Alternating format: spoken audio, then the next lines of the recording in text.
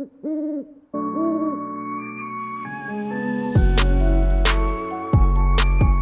everyone, this is Lesky here, and I'm back with another FIFA 20 Pro Clubs video, and this time I'm going to do another pro player build, but this time it will be a wingback.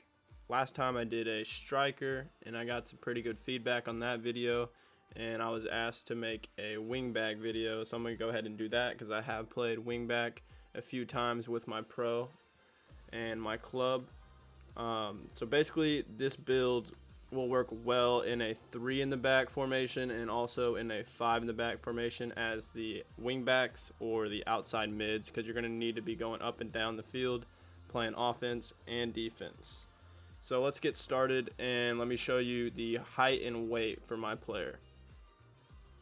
First of all, I decided to go with 5'6" because that gets you a lot of pace, so you can chop the fast wingers and strikers down and help your innie out on defense or just the computer, however y'all play. And this will help y'all prevent a lot of goals from going in if y'all have wingbacks playing for your team. So I went with the 5'6", the lower side of 5'6". If y'all don't know what that is, let me show you. See, if you can barely nudge it up, it goes to 5'7", and see how the pace and the stats change. And then you go down to 5'6", it stays the same. But if you nudge it down a little bit more, like that, it goes to the lower side of 5'6", and the stats change for the better for the most part. The acceleration and the agility and some other stuff go up. So that's what I have. And then I also have 149. I don't have 99 pounds. 149 gets you over 70 strength, so that's what I went with. Alright, that's just the height and weight. And now let's move on to the traits and skill points.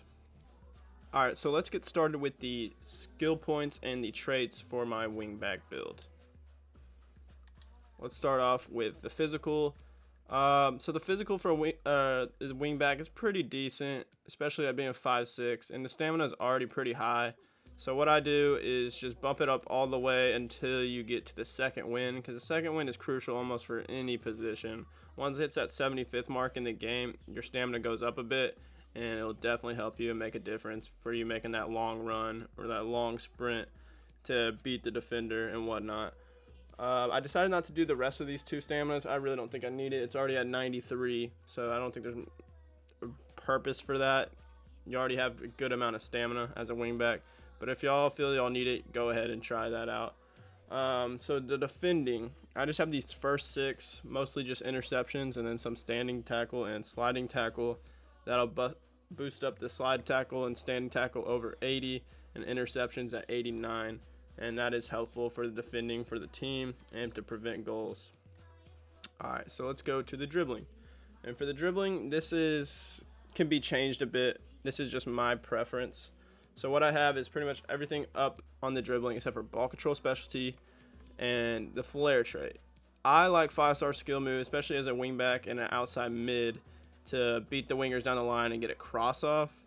So I have 5-star skill moves because I know most of the 5-star skill moves, if not all of them.